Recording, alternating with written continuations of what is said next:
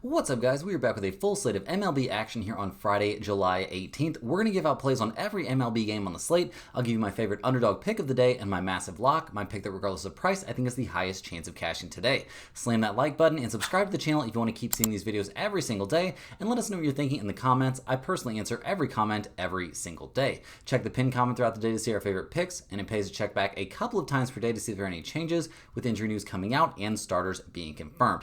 In terms of a recap, guys, I hope you enjoyed the little all-star break there from the MLB. We made a little money on the home run derby, lost a little money there on the all-star game. Pretty much a wash. Those kind of events are just basically for fun betting events. But our last real day of MLB action, we had a barn burner. We had the Cubs at plus 105. That was a win. The Marlins at plus 105. Another win. Cleveland at minus 140. A third straight win. A fourth straight win there on the under in that Mets-Kansas City Royals game. We bricked the Giants at plus 115 as our dog of the day. That was an unfortunate loss, but we cashed the Pirates-Twins no-run first inning as our massive lock of the day. So we had a huge 5-1 day. The last time we had a real MLB slate to break down. So let's hope that we can, hop right back on the horse and keep this thing going. So let's go ahead and dive in. We've got a full slate here. We're ready to get back to work here on Friday. So let's take a look here at the Boston Red Sox going on the road to take on the Chicago Cubs. The Red Sox went into the All-Star break playing some of their best baseball this season. They won 10 straight games to get to 53-45 on the season.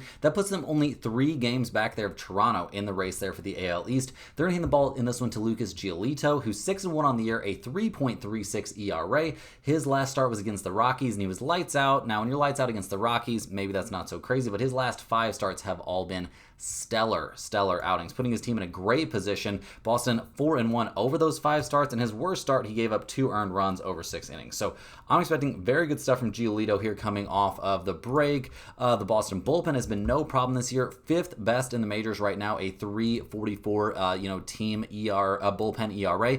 Very little to complain about there. The offense has been a bit all over the place, but I mean, over the course of the entire season, guys, they're 5th in the majors in runs scored. They are 6th in on-base percentage. They are 6th in batting average as well. Like, this is a very dangerous offense. So we'll see what they do here on the road against these Cubs, who are 57-39 on the year. They just won 2 out of 3 against the Yankees to head into the All-Star break on a pretty solid track. Now, they're only a single game up on Milwaukee there in the NL Central. So we'll see what they can do here in the back part of the season. Now they're going to hand the ball in this one to Colin Ray, who's 7-3 on the year, a 3.91 ERA. He went into the break hot, guys. His last 3 starts are all very, very good. The Cubs won all of them. Wins against Minnesota, St. Louis, and Houston. So we'll see what he can do here against the Red Sox. I don't know. Colin Ray has been a little bit inconsistent this year. He hasn't faced Boston this season, but we'll see what we get from him. The Cubs bullpen's been very solid, a 3.54 bullpen ERA, and their offense has been excellent, guys.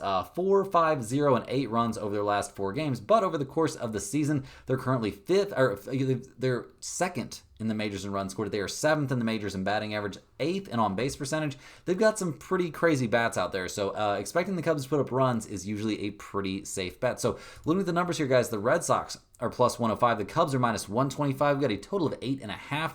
Boston 21-25 on the road, 25-21 to the over on the road. The Cubs are 30-14 at home, 23-18-3 to the over at home. With both teams showing trends towards the over here, I could wrap my head around over 8.5. I don't think that's a huge problem. But in terms of a side, I'm going to be looking at the Red Sox at plus 105 with a chance to be our dog of the day. It is a day game there at Wrigley Field, so that can be a little bit weird, but I like Giolito on the mound a lot more than I like Colin Ray. I like the Boston bullpen just as much, the Boston offense at least as much. So yeah, I think this is a good spot to consider the Red Sox. Next up, we're looking at the Chicago White Sox going on the road to take on the Pittsburgh Pirates. The White Sox come into this game. They just lost 3 out of 4 there against the Guardians and were one of the worst couple teams in the majors over the first half of the season. They'll hand the ball in this game to Jonathan Cannon, who's 3-7 on the year, which, I mean, a great name, but 3-7 on the season, even if you're only 24 years old, is not what you're looking for. His last 3 starts, though, have been okay. I mean, he only went 3 innings there against the Giants, but 5 1/3 innings, gave up 2 earned runs against Colorado, 5 innings, 3 hits, 2 earned runs against Cleveland. Not too bad, and the White Sox have won in each of his last 3 starts. So definitely somebody to keep an eye on here. The White Sox bullpen's been better than you would expected, right around MLB average. The offense, though, has been pretty terrible. 28th in runs scored, last in batting average, 2nd to last in slugging percentage. not too hot. So we'll see what they do here against the Pirates, who come into this game. I think they're in dead. Yeah, they're in dead last there in the NL Central, 18 and a half games back. They've been having a pretty rough time. They'll hand the ball here to Bailey Falter, who's 6-4 on the season, a 3.79 ERA. His last start, 4 2/3 innings, 6 hits, 3 earned runs there against the light-hitting Royals. Not exactly a sign of great things to come, I wouldn't say. Going up against the White Sox here, a team he hasn't faced this season. I'm not really expecting anything amazing from him, though. The Pirates' bullpen's been okay, better here in the later part of the season than in the early part, but still not what I would term as elite. And the offense has been almost incredibly bad. They're currently last in the majors in runs scored. They are last in slugging percentage. They are batting .230 as a team. That's 27th in the majors. Not the kind of numbers that make you think an offense is good. So looking at the numbers here, guys, the White Sox are plus 135. The Pirates are minus 165. Total of 8.5 out there. The White Sox are only 11-36 on the road. That's an MLB worst road mark. They're 30-15-2 to the under on the road. The Pirates 26-21 at home, 24-22-1 to the under at home.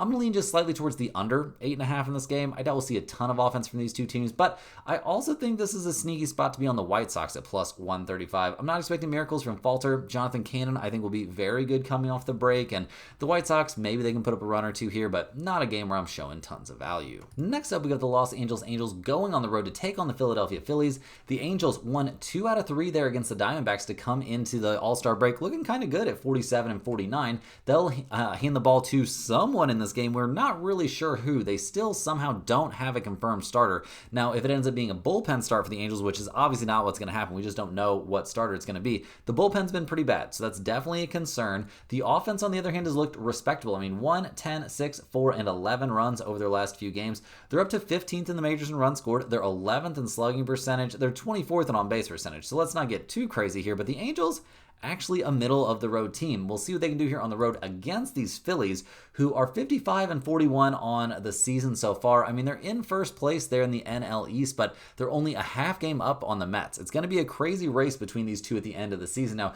the Phillies are going to hand the ball to Jesus Luzardo, who's 8-5 on the year, a 4.14 ERA. And he's been all over the map here recently. His last start, he dominated the Giants over 7 innings, giving up 3 hits and no runs in a 13-0 win. But the start for that, he got obliterated by the Reds. Start for that, he struggled against Atlanta. Start for that, he dominated the Mets. But start for that, he got shelled by the Marlins. So we'll see what he looks like here against the Angels. It is very difficult to tell what this guy's going to look like on a nightly basis. Now, the Phillies bullpen, you know what that's going to look like. It's going to look bad. And the Phillies offense hasn't been the most reliable. I mean, 2, 4, 2, 13, 3, 1, and 3 over their last 2 games. Obviously, Schwarber coming up big, yada, yada, that's cool in the All-Star game. They're 8th in the majors in batting average. They are 14th in slugging percentage. We'll see what happens here, guys, but looking at the numbers, the odds makers are huge on the Phillies at minus 210. The Angels are plus 175. We got a total of 8.5 in this game. The Angels are 23-26 on the road. They're a 500 team to the over-under on the road. The Phillies are 30-16 at home, basically a 500 over-under team at home. In general, in this game, I will lean towards the Phillies, but this can't go anywhere near the pinned comment with Jesus Luzardo on the mound. I just don't trust that guy enough. I'm going to need to see him consistently look good before I'm jumping on that train. Hey guys, hopping here with a quick shout out to the sponsor of today and every day's video, and that is StumpTheSpread.com. Click the link in the description to go over there and see the top confidence picks from our entire team of experienced cappers. Right now, our premium members are getting daily MLB and UFC picks with NFL and college football coming up before you know it. Major League Baseball has been our most profitable sport the last several years in a row and is off to an amazing first half, or pre-All-Star game half there of the 2025 season, but July has been absolutely off the chain. We'll be looking at that here in just a second, guys. At StumpTheSpread.com, you'll be able to see exclusive free picks that are only posted there, our free-to-use bet size calculator, and our premium top confidence picks, which might not and usually will not match what you see here in the video, as I'm not the premium MLB handicapper over at Stump the Spread. We've got a guy with many more years of experience. He uses some very sophisticated tools and algorithms to make his predictions, taking a crazy amount of data points into consideration. And guys, he's been on the heater of a lifetime this month. July has been absolutely insane. You'll be able to see all the plays that he made for the entirety of July up here on the screen right now. and it's been nuts. The last day of July, the 13th, the last day we had MLB, he went 3-1, like you can see on the screen, and he has had a crazy month. He had a 10-0 streak going there between the 9th and the 11th. It's been absolutely incredible. So definitely consider getting over there, signing up for a premium package. Let's hope that this run can continue. He's not doing anything different, guys. He's just putting in a crazy amount of work. So I trust him. I hope that this run can continue, guys. And also, you got to get over to somethingthespread.com to get on the free email newsletter. There's free information in that straight to your inbox every single day. There'll be at least one free pick included in those emails, sometimes two. Often there will be parlays in there. There will be information on niche sports betting like golf, tennis, NASCAR, stuff like that. So definitely get in there, check that out. It's free information straight to your inbox every single day. Also, guys, if you're a huge fan of what you're seeing here every single day, you can sign up for a YouTube channel membership by clicking the little join button right below the video. YouTube channel members are eligible for our members-only giveaways. We'll be giving away a Stump the Spread hoodie each and every week. This week, we gave away one on the 14th. We're going to give away another one here on the 21st. So definitely get in on those giveaways if you're interested. Also, channel members get early access to all of our videos and get their names up on screen in every video. But the giveaways, guys, feel like the big value to me. And we're doing one every single week from hopefully here on out, as long as we keep up a good amount of channel members. I think we're around 80 something right now. So yeah, as long as we can keep that going, we'll easily be doing one giveaway per week. But guys, we got a ton of games to break down here, getting back into the swing of things. So let's go ahead and dive back in. And next up, we'll be looking at the San Diego Padres going on the road to take on the Washington Nationals. The Padres have been a bit underwhelming so far this season. Now, they went into the All-Star break playing pretty well, winning 3 out of their last 4, including 2 out of 3 there against the Phillies, but 52-44 on the year might not have been what they had in mind. They'll hand the ball here to Dylan Cease, who's 3-9 on the year, a 4.88 ERA. His last start, 6 innings, 5 hits, 6 earned runs there against Arizona. He got shelled, and honestly, his last 3 outings looked pretty bad. So this is somebody that the All-Star break could maybe help a little bit, help him get back on track. We'll see what he can do here against the Nationals. I'm not going to be holding my breath, though. Now, the bullpen for the Padres has been excellent this year. No question about that. A 3.20 bullpen ERA is second best in the majors. The offense, though, has taken a big step back from seasons past. Machado and Tatis have not really carried the load. They're 25th in the majors in runs scored and 25th in slugging percentage. This rotation is okay. The bullpen is excellent, but I don't know if it's good enough to carry that weak of an offense. So we'll see what they do here on the road against the Nationals, who lost 4 in a row going into the All-Star break. They're 38-58 on the year, handing the ball in this one to Michael Soroka, who's 3-7 on the season, a 5.35 ERA. His last start, 4 innings, 4 hits, 2 earned runs against the Cardinals in a game the Nationals eventually lost 8-1. Also, the Nationals are 0-5 over his last 5 starts. Not exactly a great look. And part of the reason they've struggled this year, their bullpen might be the worst bullpen in the majors. It's definitely one of the worst 2 or 3. It's been abysmal. The offense has been okay at times, but 1, 5, 3, 1, 8, and 2 over their last few games headed into the All-Star break doesn't really strike me as a team that's going to be elite at the plate. They're 20th in slugging percentage, 18th in batting average. They're fine, maybe around league average, but not much better. So looking at the numbers here, guys, the Padres are minus 165. The Nationals are plus 140. We've got a total of 8.5 out there. The Padres are 21-26 on the road, 25-20-2 to the under on the road. The Nationals 18-28 at home, 24-21-1 to the over at home. In general in this game, guys, I'm going to be leaning towards the Padres. I don't think, I'm not too interested in the total here, but I do like the Padres here a good bit. I think Cease could have a better second half of the season. Getting to go up against the Nationals here should be a little bit helpful, so definitely give me the Padres here at minus 165. Next up, guys, we're looking at the San Francisco Giants going on the road to take on the Toronto Blue Jays. The Giants at 52-45 on the season had a pretty good first half, but they got off to a really hot start and feel like they've faded recently. They're going to be handing the ball in this one to Justin Verlander, who is 0-7 on the year, a 4.70 ERA. This 42-year-old guy has not had much luck this year, and when he has thrown the ball well, he's gotten a little bit unlucky in terms of run support. His last amount, 6 innings, 7 hits, 4 runs, 2 of which were earned there against the Phillies. It was eventually a 13-0 loss, but he honestly wasn't bad in that outing, walking 0 and striking out 7. So we'll see what he looks like here going up against Toronto. Obviously not the easiest team to be facing, but we'll see. I'm not expecting miracles from Verlander. The Giants bullpen, on the other hand, though, has been the best bullpen pretty much all year long in the majors, so that's something to keep an eye on. The offense, though, 2, 1, 8, 0, 3, 3, and 6 over their last few games.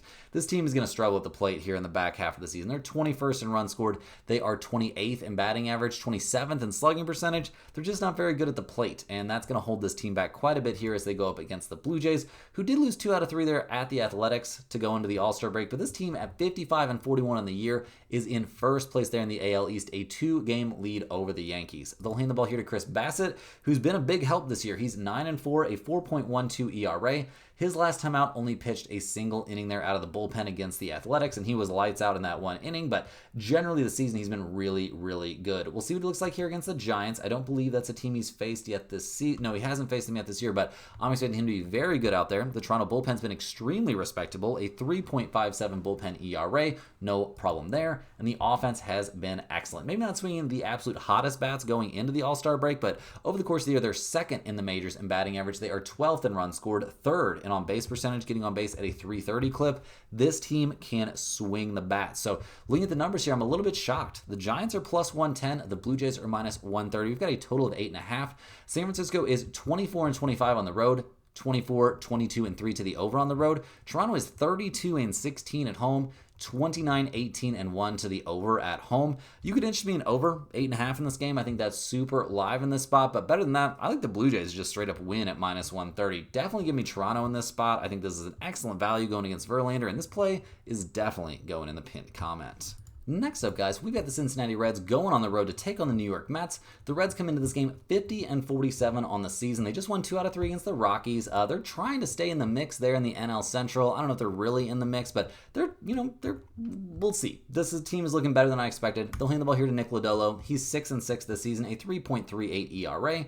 His last start, lights out against the Marlins. 6 innings, 3 hits, no runs allowed, struck out 4, walked 0. In a 6-0 win. The Reds are also 4-1 over his last 5 starts. All very, very good stuff. We'll see what he looks like here against the Mets. Not a team he's faced, but I'm liking what I'm seeing recently from Lodolo. The Reds bullpen, on the other hand, didn't really look as good down the stretch as they looked in the early goings. I mean, a 3.96 bullpen ERA, not amazing. The offense can be amazing at times, but they can also be pretty mediocre, like their series against the Rockies where they scored 4, 4, and 2 runs respectively against, a terrible team.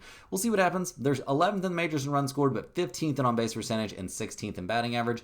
I think this is a more average kind of offense as opposed to being an elite level offense. So we'll see what they do here on the road against the Mets, who come into this game 55 and 42 on the season. They're going to hand the ball here to Sean Manaea, who is 0-1 on the year, a 2.70 ERA, but he has only seen limited action. His first outing was back on July 13th. Pitched 3 1/3 innings, gave up 5 hits, only a single earned run, and struck out 7. Looks like Manaea has got his stuff, guys. So I'm expecting him to go out there and be pretty darn good right out of the gate. I don't know if that's going to shock anybody, but I think he's going to be pretty good here. The Mets bullpen has had its ups and downs this season, don't get me wrong, but a 3.83 bullpen ERA, not quite a disaster. The thing that's really been a bit of a head scratcher here for the Mets is how good or bad is their offense going to be? They've looked excellent at some points, terrible at some other points. Soto has looked amazing at some points and terrible at some points. They are 14th in the majors in runs scored, 9th in slugging percentage, 20th in batting average.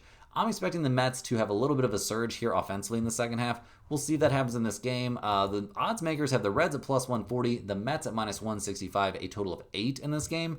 The Reds are 22 and 25 on the road, 24, 22, and 1 to the under on the road. The Mets are 33 and 14 at home. That's an MLB best at home, basically a 500 over-under team at home.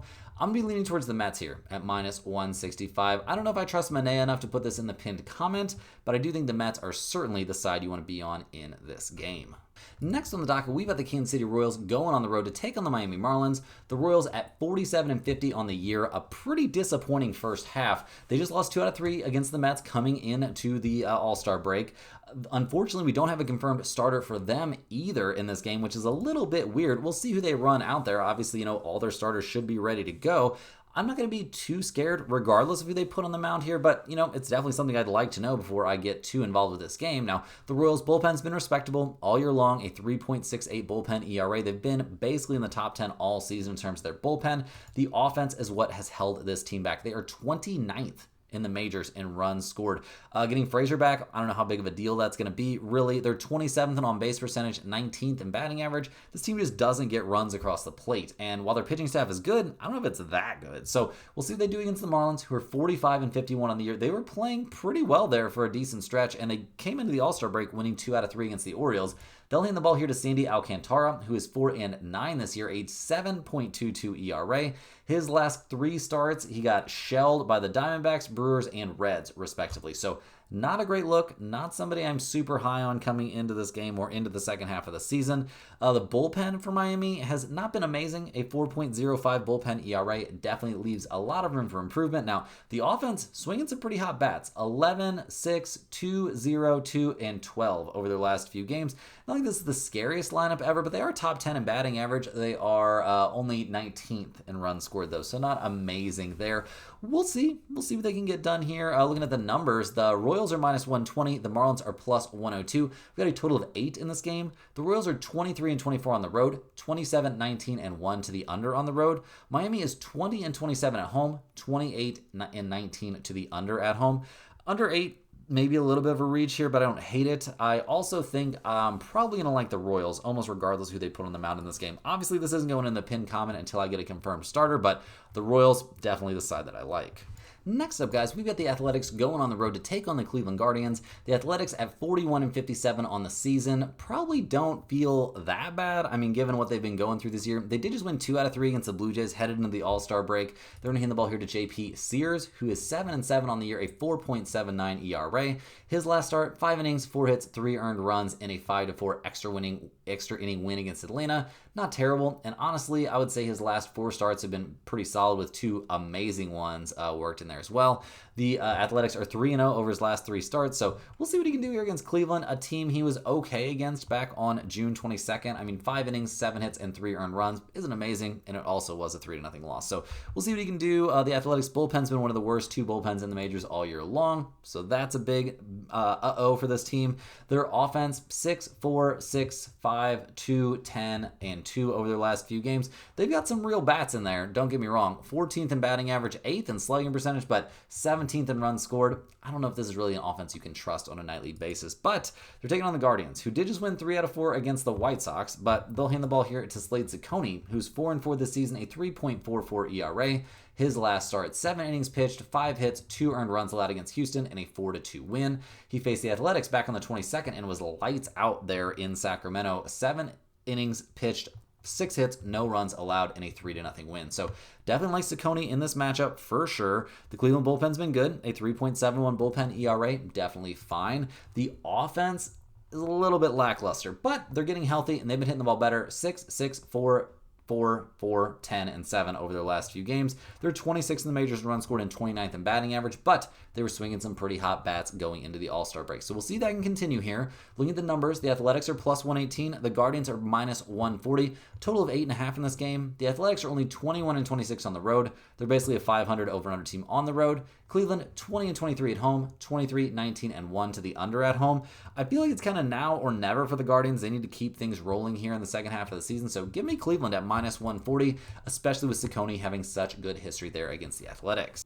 Next on the docket, we're looking at the New York Yankees going on the road to take on the Atlanta Braves. The Yankees come into this game 53 and 43 on the season. They did just lose 2 out of 3 against the Cubs, but they've got work to do there in the AL East. We don't have a confirmed starter for the Yankees right now. I would assume, we'll see. We'll find out. But I mean, with numbers already posted, it seems like somebody's got a good idea who's going to start this game. Now, the Yankees, bullpen, it's been great at some points this season, but not so good at other points. We'll see what they look like now. I mean, a 4.08 bullpen ERA coming into the All-Star break, definitely not what this team thought would be happening. Now, offensively, they've been pretty nuts. They were first in the majors for quite a while in runs scored. They're currently third with over 500 runs scored in the first half of the season. They're 5th in batting average, 1st in slugging percentage, 1st in on-base percentage. this is by far one of the scarier offenses in the majors. Definitely top 2 or 3 out there. Like, they are a unit that you're never going to be excited to face. So we'll see what they can get going here on the road against the Atlanta Braves,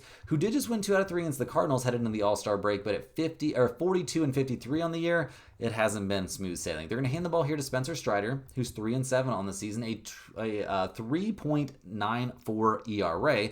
His last start, 6 2/3 innings, 5 hits, 3 earned runs against the Athletics. He's given up 3 earned runs in 3 out of his last 4 starts. He's been fine. He keeps his team in the game, not necessarily going out there and dominating. We'll see what he can do here against the Yankees. Obviously, that is a pretty tough team to face. He hasn't faced him yet this year. We'll see what he can do.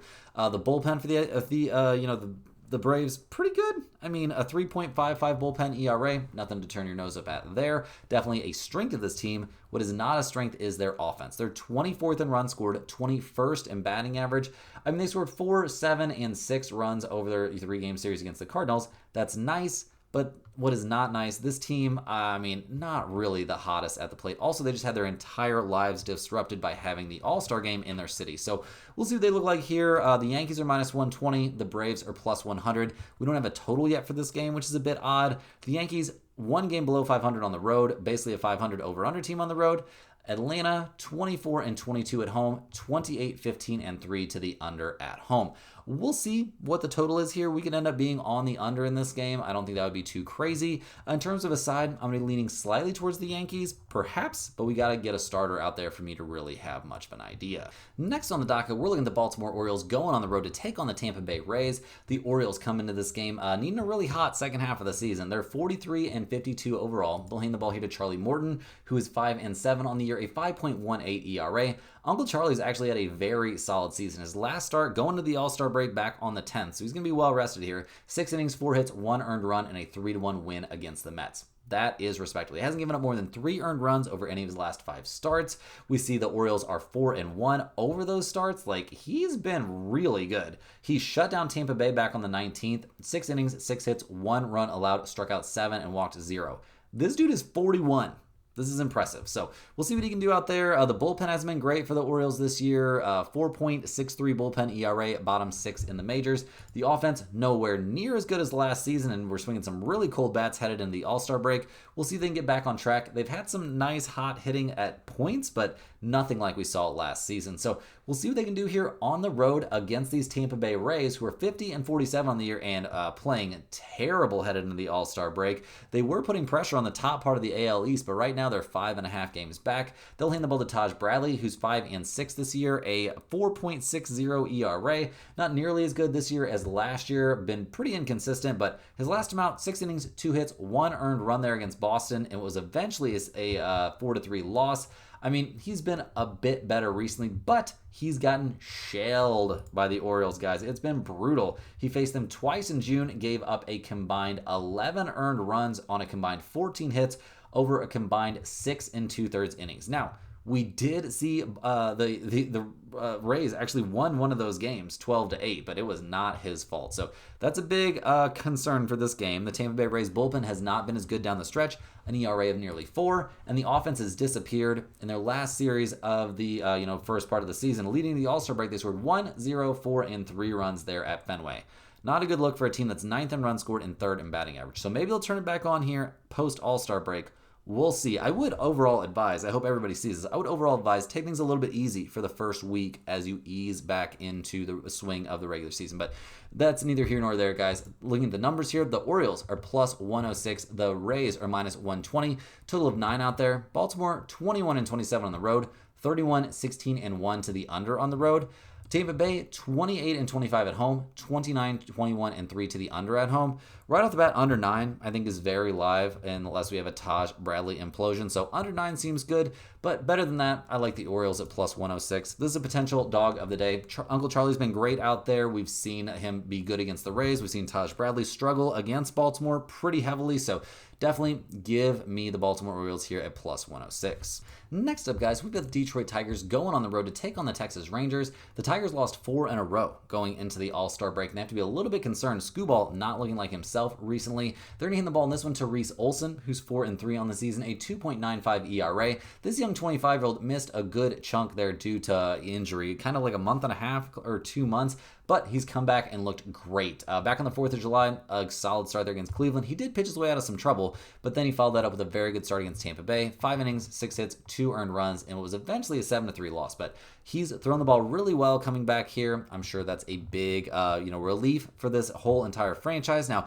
the Tigers' bullpen has not looked as good recently as it looked in the early goings. An ERA all the way up to 4.13. That's going to have to get back under control, and the offense is going to have to get back on track, guys. 4-7-3-3. 4, 5, and 7 over their last few games is not terrible, but not up to the standard if you want to be 6th in the majors in runs scored, 10th in batting average, 9th in on-base percentage. So we'll see what they do here against the Rangers, who come into this game playing pretty well. I mean, they've won 3 out of their last 4. They're 48-49 on the year, which I don't know if anybody had that on their bingo card.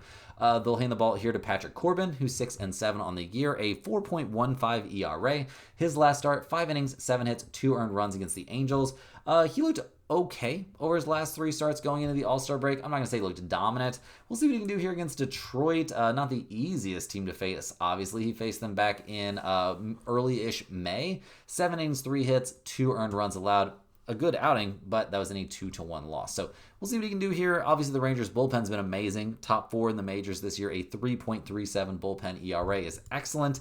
The offense, 5, 4, 7, 11, 8, and 13 runs going into the All-Star break is some pretty hot hitting for a team that's 22nd in the majors in runs scored and 25th in batting average. Now, this is not an amazing offensive team, but I think it's moving towards being not terrible. So that's a big step in the right direction. Now, looking at the numbers for this game, the Tigers are -124. The Rangers are +106. Total of 8.5 out there. Detroit is 27-20 on the road. That's actually an MLB best road mark. Home teams have been amazing this year. They are 30-17 to the over on the road. That's an MLB best to the over on the road. The Rangers 26-19 at home.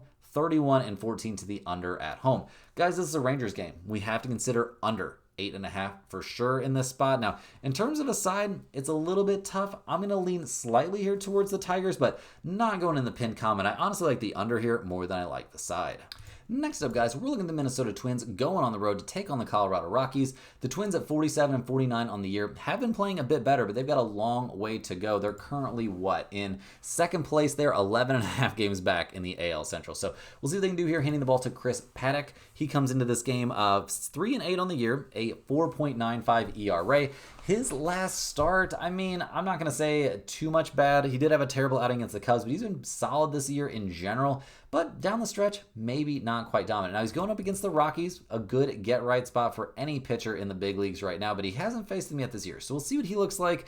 The Twins' bullpen looked amazing at some points this year, but has also looked terrible down the stretch, a 4.14 bullpen ERA. That's not going to get the job done. Offensively, 1, 12, 2, 1, 4, and 8 over the last few games. Now, maybe they're getting on track here, but they're still 20th in the majors in runs scored and 17th in slugging percentage. So not super high on this Twins team at the moment. Now they're taking on a Rockies team, which is clearly the worst team in baseball. They're 22-74 on the season. Handing the ball here to Kyle Freeland, who's 1-10 this year, a 5.44 ERA. His last start actually looked okay against the Red Sox. 5 2/3 innings, 4 hits, 3 earned runs. But that was a game the Rockies eventually lost 10-2. So we'll see what he can do here against the Twins. Not a team he's faced yet this year. Now the Rockies bullpen, terrible. A 4.88 bullpen ERA is a huge yikes, obviously. And it's not like the offense is anything special, guys. 2, 3, 3, 2, 2, and 3 over their last few games. They are last in the majors in on-base percentage. They are 26th in batting average. They're 27th in runs scored. This is one of the worst offenses in the majors. So looking at the numbers, the Twins being big favorites makes sense. They are -170. The Rockies are +145. Total of 10.5 out there. Minnesota is 19-29 on the road.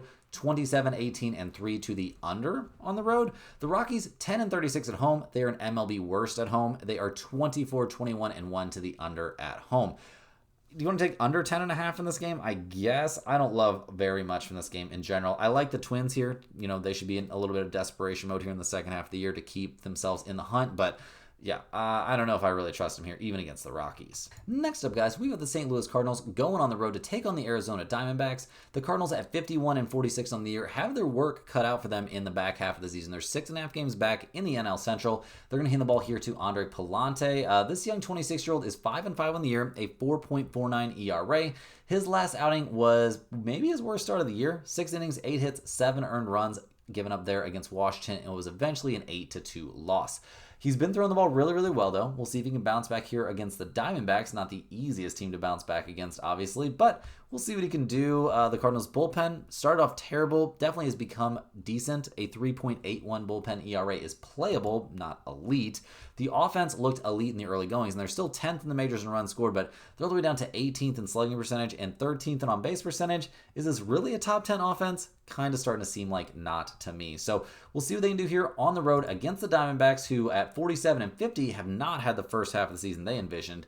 We don't have a confirmed starter for them, but it's not like their rotation has been amazing. Their bullpen's also been a disaster, a 4.94 bullpen ERA. This has been one of the worst 4 or 5 bullpens in the majors all year long. And the offense, while the season-long numbers look really good, they didn't go into the All-Star break swinging the hottest bats. They're 4th in runs scored and 5th in on-base percentage, but not exactly killing it. So looking at the numbers here, guys, the Cardinals are plus 100. The Diamondbacks are minus 120. We don't have a total in this game. The Cardinals 22 and 26 on the road, 24, 22, and 2 to the over on the road.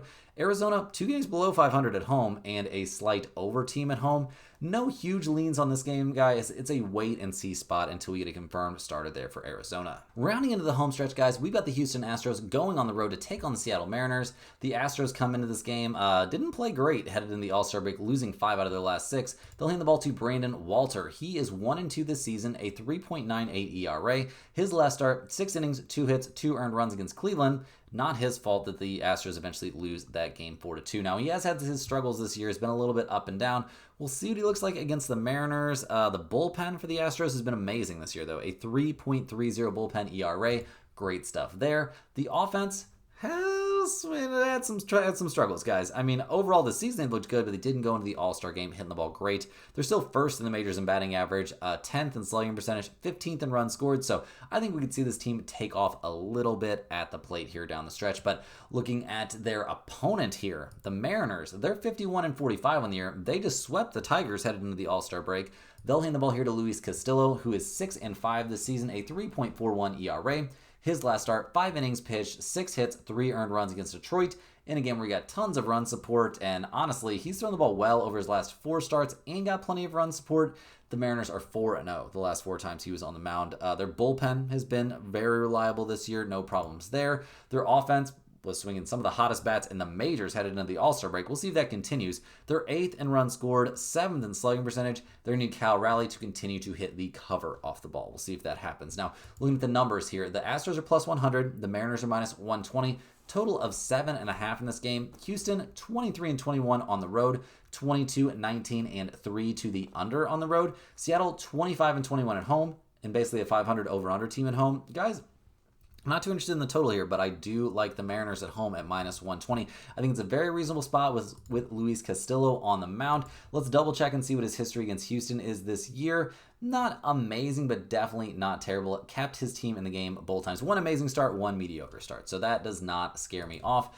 Brandon Walter, has he even faced Seattle yet this season? Let's double check that. No, he has not. I didn't think he had. Okay, yeah. So definitely like the Mariners here at minus 120. Last but not least, guys, we're looking at the Milwaukee Brewers going on the road to take on the LA Dodgers. Now, unfortunately, we don't have confirmed starters for either one of these teams. Somehow, I'm not really sure how that's possible at this point, but that's what's being listed. So we're just going to have to go with it here. We'll see who they actually put on the mound. Now, the Brewers came into the All-Star break playing their best ball of the season, including a sweep of the Dodgers there. They ended things on a 7-game winning streak. They're only 1 game back there in the NL Central. No idea who they're going to hand the ball here to, but we do know their bullpen's been looking better. A 4.00 bullpen ERA, a far cry better than what we were seeing from them in the early goings. The offense swinging some very hot bats going into the break. 8, 6, 8, 3, 3, and 9 over their last few games. They're 7th in the majors in runs scored, 10th in on-base percentage. Maybe I've been wrong. Maybe this actually is a good offense. So we'll see what they do here on the road against the Dodgers, who did win their last 2 games, but at 58 and 39 on the year, I know that's an amazing record, and they've got a 5.5 game cushion in the NL West. I'd say they're probably a little disappointed. They've dealt with a lot of injuries here, so we'll see who they end up putting on the mound. We don't know yet. A big problem for the Dodgers this season has been their bullpen. A 4.38 bullpen ERA is terrible. Don't get me wrong, that is not good.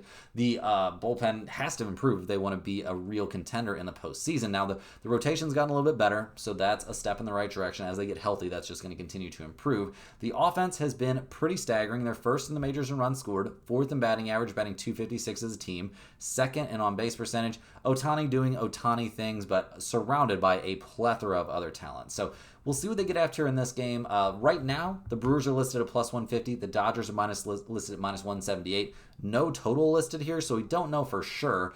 Milwaukee, a 500 road team, 24, 20, and 2 to the under on the road. The Dodgers, 33 and 17 at home, 30, 18, and 2 to the over at home. That's an MLB best to the over. So we'll see what kind of numbers we get for this game, guys. Obviously, it has to be a wait-and-see spot until we know who the starters are. Guys, that's all the games we have for today. Hit that like button for good luck on all of your bets and subscribe to the channel if you're new. Let me know in the comments any questions you have on today's slate. Make sure you're not going too nuts, guys. This is the first day after the All-Star break. So we're going to have some craziness out there.